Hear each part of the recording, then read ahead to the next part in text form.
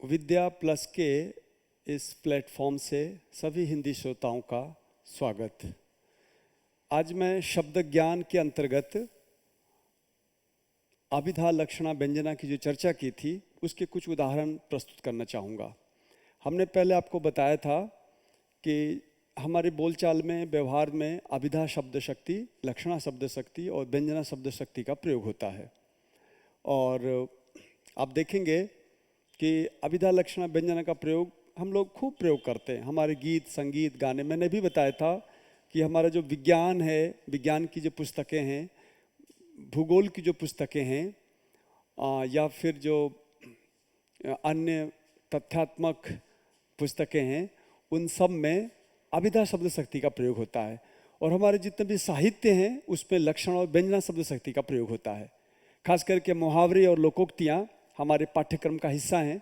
तो मुहावरे लोकोक्ति में भी हम पाते हैं कि लक्षण शब्द शक्ति का और व्यंजना शब्द शक्ति का अत्यधिक प्रयोग होता है। हमारे रोजमर्रा के जो गीत संगीत हैं, हमारी कविताएं हैं, उन सब में आप लक्षणा और व्यंजना शब्द शक्ति का प्रयोग पाते हैं। तो आज मैं विशेष तौर से ये बताना चाहूँगा कि इनका उदाहरण क्या क्या हो सकता है गीतों में, संगीत में, वो दिखाऊंगा।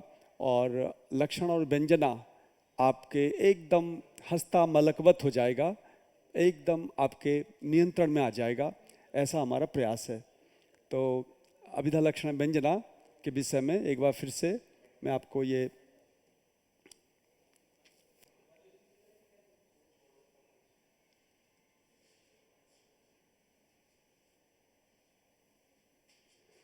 देखेंगे। शब्द ज्ञान, शब्द शक्ति के आधार पर शब्द 3 प्रकार के हैं: वाचक, लक्षक, व्यंजक। वाचक शब्द अभिधा शब्द शक्ति वाले वाक्य में आता है। जो भी अभिधा शब्द शक्ति का मतलब है ऐसा कथन जो बिल्कुल सामान्य तौर से जो कहा गया हो, सामान्य ही उसका अर्थ लिया गया हो। कोई राही से कोई व्यक्ति पूछता है क्या समय हो रहा है, तो पूछने वाले का जो वाक्य अभिधा शब्द शक्ति का है, और जो उत्तर दे रहा है 10 बजे हैं, वो भी अभिधा शब्द शक्ति का है। तो सामान्य कथन जो होता है, जिसका जैसा बोला जाता है वैसा ही अर्थ होता है, उसे अभिधा शब्द शक्ति का वाक्य कहते हैं। और उसमें जो शब्द होते हैं, जैसे अभी क्या समय हो रहा है, ये सारे शब्द वाचक शब्द कहलाएंगे। इसी तरह से आप लक्षण शब्द शक्ति की बात करेंगे तो लक्षण शब्द शक्ति में जो वाक्य होगा वो अटपटा होगा। आगे चल के मैं वाक्य उदाहरण लूंगा।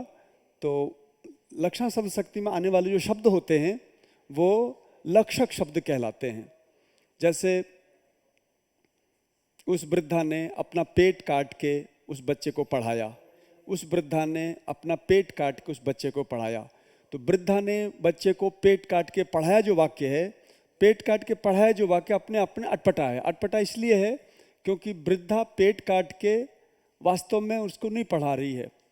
पेट काटा नहीं जा सकता है, यदि काटता है तो वो घायल होगा, मृत्यु हो जाएगी। तो पेट काट के पढ़ाना अपने आप में अटपटी बात है। अटपटी बात जहाँ भी होती है वहाँ पे हम लक्षण शब्द शक्ति मानते हैं, और लक्षण शब्द शक्ति की विशेषता है। और वहाँ जो शब्द आते हैं, पेट काट कर पढ़ाती है, पेट काट कर पढ़ाती है, ये जो शब्द हैं ये लक्षक शब्द हैं। और जब व्यंजना शब्द शक्ति आती है तो उसमें जो शब्द आते हैं उन शब्दों को हम व्यंजक शब्द कहते हैं। उन शब्दों को हम व्यंजक शब्द कहते हैं। जैसे सूर्यास्त हो गया में हम ये कहना चाह रहे हैं कि सूर्यास्त हो गया, लेकिन सूर्यास्त हो गया का मुख्यार्थ है सूर्य अस्त हो गया, और इसका व्यंग्यार्थ है ग्वालों के लिए गाय ले जानी है, महिलाओं के लिए जो सूर्यास्त सुन रही हैं, ग्रामीण महिलाएं, उनके लिए ये अर्थ है कि हमें भोजन आदि का निर्माण करना है। पुजारी जी तत्काल सुन रहे थे सूर्यास्त हो गया वाक्य को, उनके लिए उस सूर्यास्त हो गया का अर्थ है कि सूर्यास्त के समय गोधूली वेला में हमें आरती करनी है आदि। इस तरह से यहाँ जो शब्द आए हुए हैं, सूर्यास्त हो गया, ये शब्द चूंकि इसमें व्यंग्यार्थ छिपा हुआ है इसलिए हम इसे व्यंजक शब्द कहेंगे। ये हमने पूर्ववर्ती पाठ में बताया था, एक बार फिर से हम आपको बता रहे हैं। वाचक शब्द से वाच्यार्थ निकलता है। जो वाचक शब्द होता है उससे वाच्यार्थ निकलता है। जैसे अभी क्या समय हुआ है का वाच्यार्थ है अभी क्या समय हुआ है। लक्षक शब्द से लक्ष्यार्थ निकलता है। वृद्धा ने पेट काट के बच्चे को पढ़ाया, इसका मुख्यार्थ है वृद्धा ने पेट काट के बच्चे को पढ़ाया, और इसका लक्ष्यार्थ है कि वृद्धा ने बहुत कठिनाई से कष्ट सह के बच्चे को पढ़ा। ये लक्ष्यार्थ है। आप इस बात को, इस चीज़ को, इस तथ्य को बार बार पोंछ करके समझें, लिखें, क्योंकि अभिधा लक्षण व्यंजना बहुत सारी परीक्षाओं में, खास करके हिंदी की परीक्षाओं में ये पूछी जाती है, और बच्चे जिंदगी भर भ्रांति रहते हैं। तो जिंदगी में भ्रांत नहीं रहना है, ये तो आप रोज प्रयोग में लेते हो, बस उसे ठीक से समझना है ना। ये कोई बहुत अद्भुत नहीं है, साधारण सी चीज़ है, इसे बस ध्यान देंगे तो समझ में आ जाएगा। तो वाचक शब्द होता है, उस वाचक शब्द से जो अर्थ निकलता है वाच्यार्थ होता है, और लक्षक शब्द से जो अर्थ निकलता है वो लक्ष्यार्थ होता है। जैसा मैंने कहा, वृद्धा ने पेट काट कर बच्चे को पढ़ाया। यहाँ पर वृद्धा ने पेट काट के बच्चे को पढ़ाया, जो यथार्थ अर्थ है इसका, वृद्धा ने पेट काट के बच्चे को पढ़ाया, ये मुख्यार्थ है। जो मूल शब्द है वही मुख्यार्थ हुआ करता है। और इसका लक्ष्यार्थ है वृद्धा ने अति कठिनाई से बच्चे को पढ़ाया, ये उसका लक्ष्यार्थ है। इसमें व्यंग्यार्थ फिलहाल बोलने वाला नहीं चाह रहा है कहना, तो इसमें कोई व्यंग्यार्थ नहीं है। तो ये हो गया आपका, इसलिए हम कहते हैं लक्षक शब्दों से। अच्छा, यहाँ जो शब्द आए हुए हैं, वृद्धा ने पेट काट के बच्चे को पढ़ाया, ये जो शब्द हैं इन शब्दों को लक्षक शब्द कहेंगे। इसके बाद व्यंजक शब्द से व्यंग्यार्थ निकलता है। जब हम व्यंजना शब्द शक्ति का प्रयोग करते हैं, सूर्यास्त हो गया, जब आपने प्रयोग किया तो सूर्यास्त हो गया एक वाक्य है, इसका मुख्यार्थ है सूर्यास्त हो गया। मैं फिर से रिपीट कर रहा हूँ, मुख्यार्थ है सूर्यास्त हो गया, लक्षणा इसमें नहीं है, व्यंजना शब्द शक्ति है, और सूर्यास्त हो गया, इस मुख्यार्थ से अर्थ निकलता है। व्यंग्यार्थ क्या निकलता है? व्यंग्यार्थ 2-3 निकलते हैं। पुजारी जी के लिए आरती करने जाना है, महिलाओं के लिए चौका बासन करना है, और ग्वालों के लिए गायें ले जानी है। इस तरह से अलग अलग जो अर्थ आ रहे हैं संस्कार के अनुसार, देश काल परिस्थिति के अनुसार, उन अर्थों को हम व्यंग्यार्थ कहते हैं।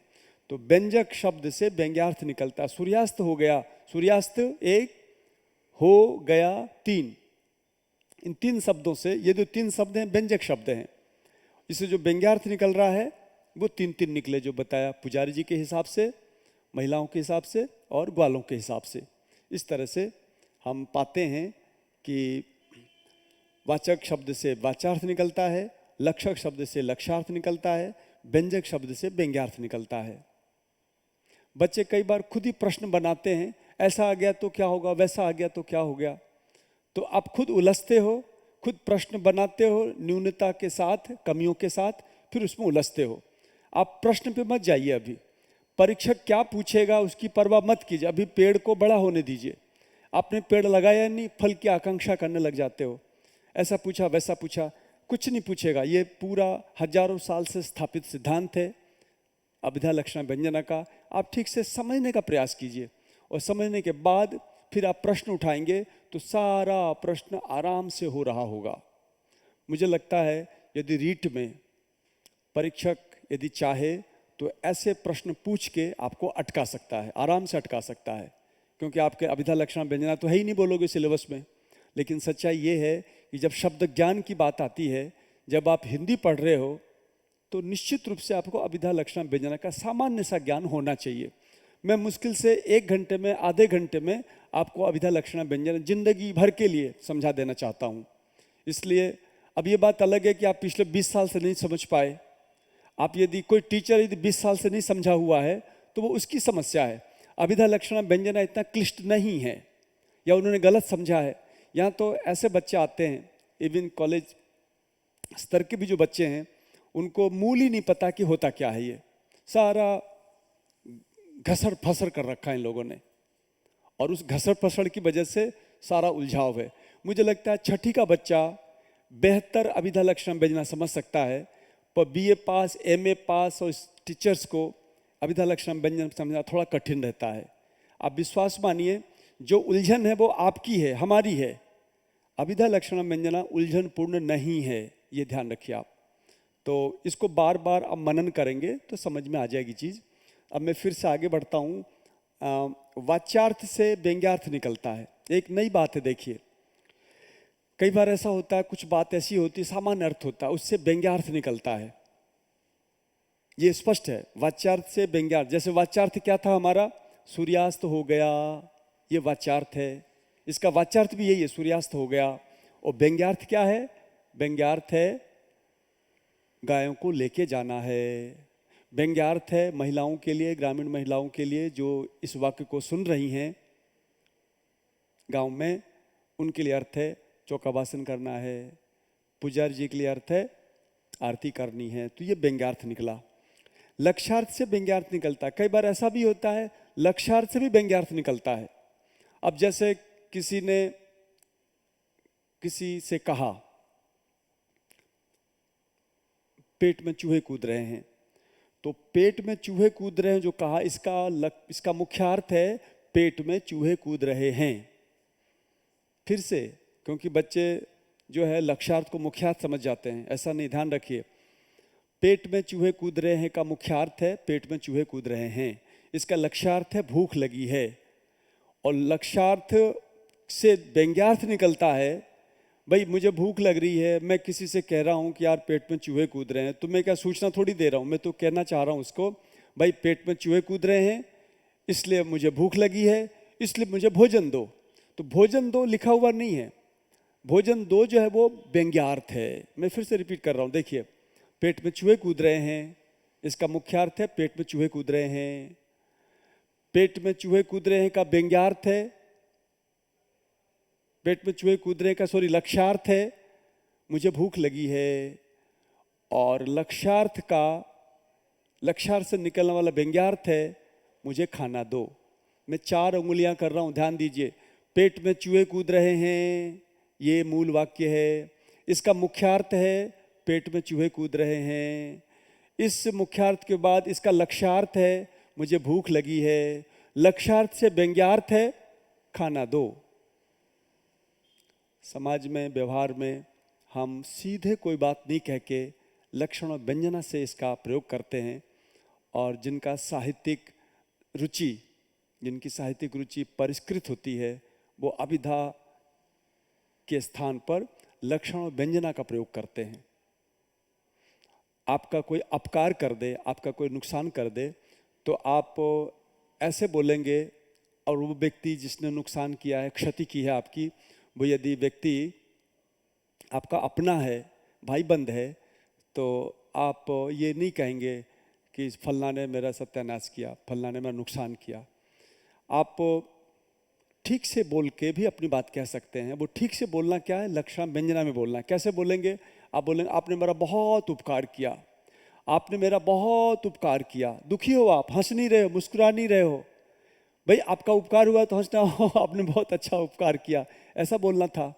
लेकिन आप दुखी होकर बोला आपने मेरा बहुत उपकार किया, आंसू आ रहे हैं आंखों से, आपने मेरा बहुत उपकार किया, भगवान आपका भला करे।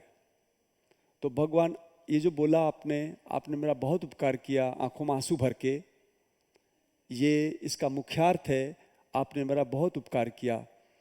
और इसका जो व्यंग्यार्थ है, अब मुख्यार्थ से व्यंग्यार्थ निकला क्या, आपने मेरा बहुत अपकार किया।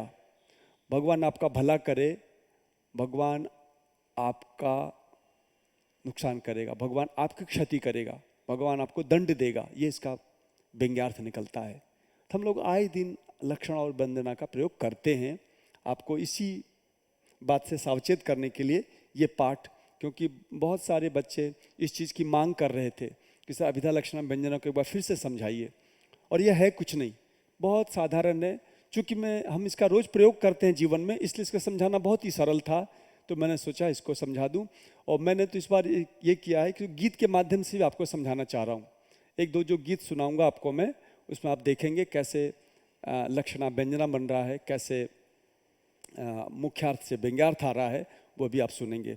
तो आपने देखा भी वाच्यार्थ से व्यंग्यार्थ निकलता है, लक्ष्यार्थ से भी व्यंग्यार्थ निकलता है, और व्यंग्यार्थ से व्यंग्यार्थ निकलता है। तो वाच्यार्थ से व्यंग्यार्थ कैसे निकलता है, वही सूर्यास्त अस्त हो गया तो व्यंग्यार्थ निकल रहा है। लक्षार्थ से व्यंग्यार्थ कैसे निकलता है ये बताया मैंने। पेट में चूहे कूद रहे हैं, मुख्यार्थ पेट में चूहे कूद रहे हैं, लक्ष्यार्थ भूख लगी है, और व्यंग्यार्थ खाना दो, व्यंग्यार्थ खाना दो है। तो इस तरह देखा आपने, लक्ष्यार्थ से व्यंग्यार्थ निकल रहा है और व्यंग्यार्थ से व्यंग्यार्थ निकल रहा है। व्यंग्यार्थ से व्यंग्यार्थ निकलने के भी उदाहरण हैं, वो हम गीत के माध्यम से आपके सामने पेश करेंगे। आगे देखिए आप, वाच्यार्थ से व्यंग्यार्थ का उदाहरण। वाक्य, मुख्य अध्यापक कहता है विलंब से आने वाले छात्र से। क्या प्रसंग है हमारा? वाच्यार्थ से व्यंग्यार्थ का उदाहरण देखिए।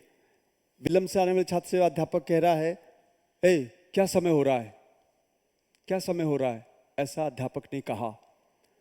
तो समय तो रोज ही होता है, इसमें कोई अटपटी बात नहीं है। तो अटपटी बात नहीं होने के कारण ये लक्षणा तो नहीं है। ये किसका उदाहरण है? ये अभिधा का उदाहरण है। अभिधा के रूप में इसका वाक्य अर्थ क्या निकालेंगे हम? इसका मुख्यार्थ निकालेंगे, क्या समय हो रहा है। और वास्तव में अध्यापक समय नहीं पूछ रहा उससे, क्या समय हो रहा है का मुख्यार्थ है क्या समय हो रहा है, और इसका व्यंग्यार्थ है तुम असावधान हो, तुम्हें समय पर आना चाहिए, तुम कल भी नहीं आए थे, तुम कल भी समय से नहीं आए थे, तुम रोज समय से नहीं आते हो, आदि बहुत सारे व्यंग्यार्थ इसके निकल सकते हैं इस वाक्य का। आए दिन प्रयोग करते हैं हम लोग इसका। तो ये था उदाहरण वाच्यार्थ से व्यंग्यार्थ का।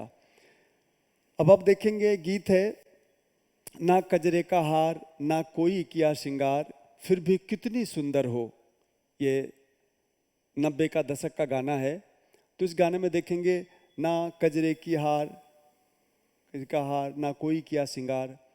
जो नायिका है, नायिका को लक्ष्य करके कोई नायक कह रहा है, ना कजरे का हार, तुम्हारे पास कजरा, बहुत मोटे मोटे फूलों की जो माला होती है ना, उसे कजरा, बालों में लगाते हैं, कजरा कहते हैं। कजरा, गजरा बड़े बड़ी माला को कहते हैं, और कजरा जो है बालों में लगाए जाने वाले को कहते हैं। तो ना कजरे का हार, कजरा नहीं आपके बालों में, ना कोई किया श्रृंगार, आपने कोई श्रृंगार नहीं किया है, फिर भी कितनी सुंदर हो, यानी तुम सुंदर हो। तो अरे भाई, तो सुंदर है तो तुम सुना क्यों रहे हो उसको, सुंदर है तो है। तो ये जो मुख्यार्थ है, सुंदर है कोई, उसको सुंदर को सुंदर कहना, ये अपना में कोई अतिशय विशेष अर्थ नहीं है। तो वास्तव में इसका मुख्यार्थ है, इसका मुख्यार्थ है कि तुमने कोई न कजरा पहना है न कोई श्रृंगार किया है, फिर भी तुम सुंदर हो, ये मुख्यार्थ है इसका। और इसका व्यंग्यार्थ है, मैं आपसे अतिशय प्रेम करता हूँ। जो गायक है, जो नायक है, वो उसकी सुंदरता की बात कर रहा है ना, वो सुंदरता का बखान नहीं कर रहा है। उसका व्यंग्यार्थ ये है कि मैं तुमसे अतिशय प्रेम करता हूँ, आप जैसी भी हैं, मुझे आपसे अतिशय अनुराग है, आदि आदि। ये नायक का कथन है, ये व्यंग्यार्थ निकला इससे। आपने देखा कैसे इस गीतात्मक जो वाक्य है, ये मुख्यार्थ है इसका। इस मुख्यार्थ से मैं तुमसे अतिशय प्रेम करता हूँ, ये व्यंग्यार्थ निकल रहा है। इसी प्रकार से आप जैसे भी मुझे आपसे अतिशय अनुराग है, आदि। अच्छा, लक्ष्यार्थ से व्यंग्यार्थ का उदाहरण देखिए। लक्ष्यार्थ से व्यंग्यार्थ उदाहरण बताया था। मुख्यार्थ है प्रिय, पेट में चूहे कूद रहे हैं, और लक्ष्यार्थ है इसका प्रिय, भूख लगी है ना, प्रिय भूख लगी है। और व्यंग्यार्थ है प्रिय खाना दो। ये आपने देखा लक्ष्यार्थ से व्यंग्यार्थ का उदाहरण है ना। इसी तरह से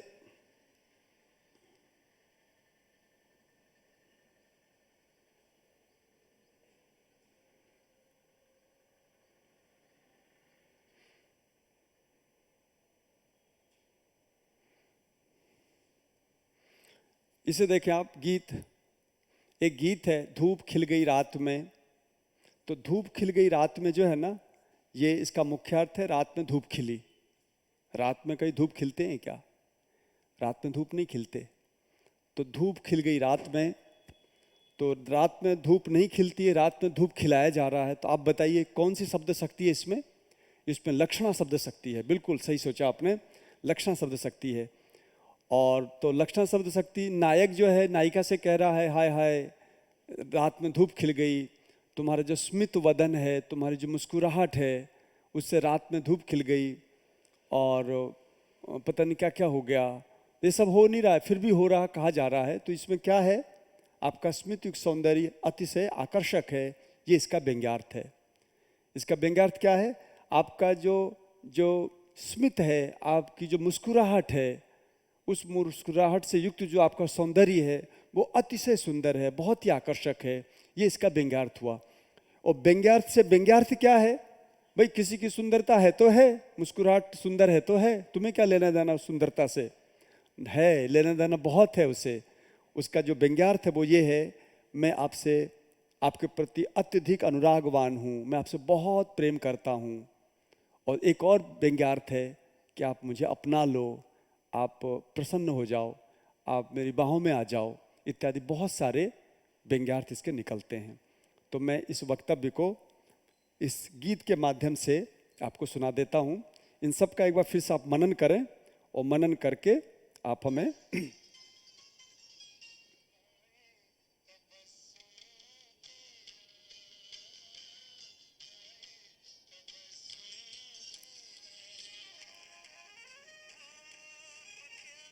हाय तबस्सुम तेरा, यानी आपकी जो मुस्कुराहट है, हाय हाय क्या कहने, आपके तबस्सुम यानी आपकी सुंदरता, आपका जो मुस्कुराहट है बहुत ही विशेष है।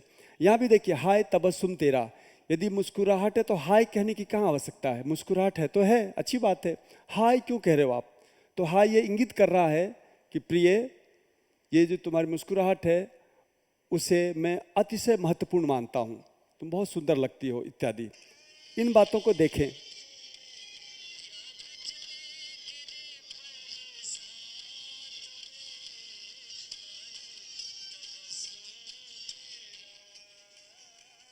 बिजली गिरी बरसात में, यहाँ पे उपमा अलंकार है।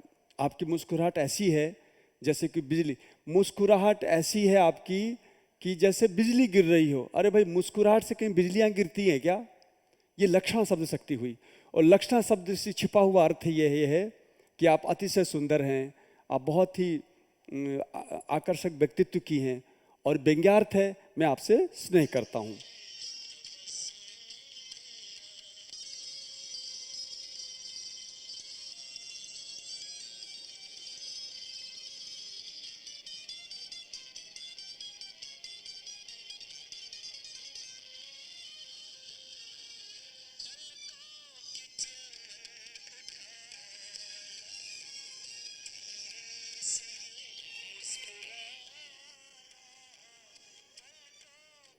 पलकों की चिलमिल उठा लो, ये जो हमारे भौं है, जो पलक है, ये कोई पर्दा है क्या। चिलमिल कहते हैं पर्दे को।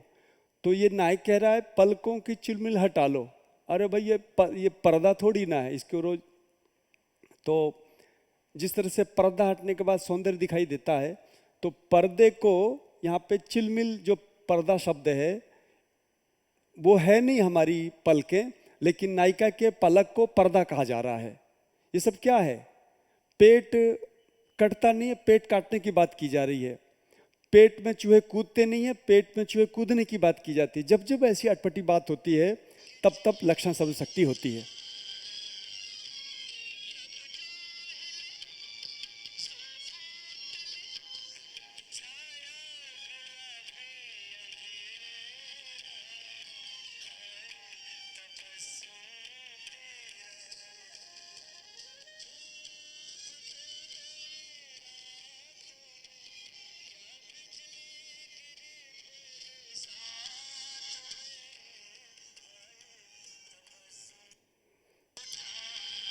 धूप खिल गई रात में।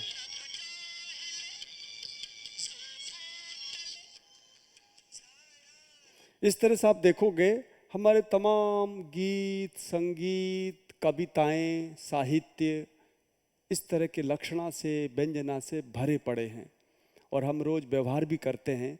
आज के बाद आप भी लक्षणा में बात कीजिए, मुहावरे सीखिए, लोकोक्तियाँ सीखिए, गाने सुनते समय देखिए। जितने भी कविगण हैं, वो जब कविता लिखता है, यदि उसने लक्षणा नहीं डाली है, यदि उसने व्यंजन नहीं डाली है, तो वो कवि अच्छा कवि हो ही नहीं सकता।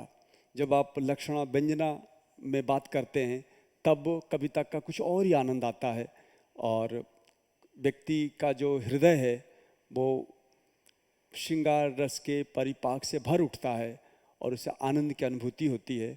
और यही कारण है कि आप तमाम व्यस्तता के बाद, थकावट के बाद जब मधुर गीत सुनते हैं तो आपकी तमाम तंत्रिका तंत्र को ये गीत की ध्वनि एकदम सुकून का अनुभव कराते हैं, आनंद की अनुभूति कराते हैं। और आपको चिंतन के लिए, आप जब भी गीत सुने, नई पीढ़ी के बच्चे गीत सुनते हैं तो वो हल्ला ढाक ढूक ढूक ढूक ढाक ढूक सुनते हैं, वो वास्तव में शब्दों के अर्थ में जाते ही नहीं है। जबकि कवि ने बड़ा प्रयास किया हुआ होता है शब्दों को चुनने में, आपके मन में तरंग पैदा करने के लिए अर्थ बहुत महत्वपूर्ण भूमिका अदा करते हैं। आप कई बार तो कविता सुन के उसके अर्थ की वजह से व्यक्ति वाक वाक हो जाता है, व्यक्ति आनंद से भर उठता है। इसलिए शब्दों में जाइए, देखिए कि कहाँ पे अभिधा है, कहाँ पे लक्षणा है, कहाँ पे व्यंजना है। जैसा मैंने बताया, धूप खिल गई रात में, धूप रात में खिल नहीं सकती, इसमें लक्षण शब्द शक्ति है। और इसका जो मुख्यार्थ है, रात में धूप खिली है, मुख्यार्थ में कोई चमत्कार नहीं होता है। इसके बाद शब्द है रात में धूप खिली, इसका जो व्यंग्यार्थ है आपका स्मित युक्त सौंदर्य अतिशय आकर्षक। इसका जो लक्ष्यार्थ है ना, इसका जो लक्ष्य व्यंग्यार्थ है, इस तरह से आया। व्यंग्यार्थ से व्यंग्यार्थ निकला कि मैं आपके प्रति अत्यधिक अनुरागवान हूँ और मैं आपसे प्रेम करता हूँ, इस तरह का भाव इसमें आ रहा है। तो मेरे हिसाब से आज इतना बहुत है। बाकी अन्य, अब इसके बाद जो हमारा टॉपिक होगा, इसके बाद आप पता करेंगे हमारे पाठ के अंत में इससे संबंधित प्रश्नों की पूरी श्रृंखला है। यदि उन प्रश्नों को आप सहज कर पाते हैं तो आप विश्वास मानिए कि आपको कोई हरा नहीं सकता। परीक्षक किसी भी तरह के प्रश्न से आपका रास्ता रोक नहीं सकता। इसलिए हमने अब तक जो वर्ण बताए हैं, वर्णों का परिचय, एक मैंने प्रथम स्तर लिया है। प्रथम स्तर रीट नहीं, प्रथम स्तर का मतलब है ज्ञान का प्रथम स्तर है। ज्ञान का यानी वर्ण ज्ञान का प्रथम स्तर है। उसके तहत हमने जो आवश्यक बातें वो बताई हैं। और जो शब्द ज्ञान है, शब्द ज्ञान जो शब्द है ना, शब्द ज्ञान, ये समास युक्त शब्द है। शब्द का ज्ञान, शब्द ज्ञान, तत्पुरुष समास है इसमें। शब्दों का ज्ञान, शब्द ज्ञान, ये विग्रह है इसका। तो ये जो शब्द ज्ञान शब्द है, ये अपने आप में बहुत गहराई तक अर्थों को लेके जाता है। इसमें ऐसे ऐसे प्रश्न बना सकता है परीक्षक कि आप उसे चैलेंज नहीं कर सकते। आपको वो शब्द आना ही चाहिए, आपको इनके पीछे की पृष्ठभूमि आनी ही चाहिए। जैसा मैंने आरंभ में बताया था, शब्द जो है कम से कम 5 प्रकार से बनते हैं। एक बनता है शब्द उत्पत्ति के आधार पर, जैसा बताया था आरंभ में, जिसके तहत आप तत्सम, तद्भव, देशी, फारसी, अरबी, पुर्तगाली और मिश्रित शब्द, इन सब का ज्ञान करते हैं उत्पत्ति के आधार पर। एक होता है शब्द सार्थक और निरर्थक। कुछ शब्द ऐसे होते हैं जो सार्थक होते हैं। हम जो आपसे बात कर रहे हैं, हमने जितने भी शब्द बोले हैं, मैं बोल रहा हूँ, ये सारे शब्द सार्थक हैं। सभी शब्द सार्थक हैं और आप इन्हें समझ रहे हैं, सुन रहे हैं, ये सार्थकता है। तो हमारे द्वारा जो प्रयुक्त किए जाने वाले शब्द हैं वो सार्थक हैं। और कई बार ऐसे ऊटपटांग शब्द होते हैं दूसरी भाषाओं के, एन्नडा, एन्ना पंड्रे देनी, जैसे मैंने कहा। तो एन्नडा, एन्ना पंड्रे देनी, ये 5 शब्द बोले मैंने, आपका कुछ अर्थ पता चला? नहीं चलेगा, क्योंकि ये हिंदी के शब्द है ही नहीं। ये हिंदी के शब्द नहीं, ये तमिल के शब्द हैं। तो तमिल का जो शब्द है हमारे लिए निरर्थक है हिंदी भाषा में, और तमिल के लिए, तमिलों के लिए हमारे जो हिंदी के शब्द है वो निरर्थक हैं। ना पोइट बरें, ना पोइट बरें, क्या अर्थ है? ना पोइट बरें, ना जो पोइट बरें के साथ आ रखा है, आपको पता नहीं चलेगा है क्या ये ना पोइट बरें, क्या बोल गए सर। तो ना पोइट बरें जो ऐसा शब्द है, ये सब निरर्थक है हमारे लिए, क्योंकि इसका कोई हिंदी में अर्थ नहीं है। तो मैं फिर से रिपीट करूं, सबसे पहले उत्पत्ति के आधार पे तत्सम आदि शब्द होते हैं। सार्थक और निरर्थक अर्थ के आधार पे शब्द 2 प्रकार के होते हैं। इसके बाद आप देखेंगे व्युत्पत्ति के आधार पे शब्द 3 प्रकार के होते हैं। रूढ़, मैं तीसरी उंगली पे मेरा हाथ है, रूढ़, यौगिक और योग रूढ़, इसकी चर्चा हमारे वीडियो में है, आप उसे देखें। इसके बाद चौथा है, जिसके तहत हमने अभी बात की, अभिधा लक्षणा व्यंजना। शब्द शक्तियों में वाचक शब्द, लक्षण शब्द और व्यंजक शब्द लगते हैं। इस तरह से ये वाचक, लक्षक, व्यंजक शब्द, ये जो भेद है ये शब्द शक्ति के आधार पे है। ये बहुत रोचक मुद्दा है, और सारे रोचक ही रोचक हैं। हिंदी तो इतनी प्यारी है, इसकी सुंदरता को लोगों ने क्या है अंतर्निहित कर रखा है अपने लापरवाही के कारण। और पांचवा जो शब्द शक्ति का आधार है वो है विकारी शब्द का प्रकार है विकारी अविकारी शब्द। हिंदी भाषा में कुछ शब्द ऐसे हैं जो विकार युक्त होते हैं। वह, उसे, उसने वगैरह बहुत सारे रूप बनते हैं। वह के, मैं के बहुत सारे रूप बनेंगे, मैं, मेरा, मुझे। और कुछ शब्द ऐसे हैं जो कभी नहीं बदलेंगे, उनको कहते हैं, जो नहीं बदलेंगे उसे कहते हैं अविकारी शब्द। अविकारी का ही एक नाम है दूसरा अव्यय शब्द। तो इस प्रकार से 5 आधार पे शब्दों का प्रकार है। इन पांचों के ऊपर हमारे पास सामग्री भी है, आप जाएं।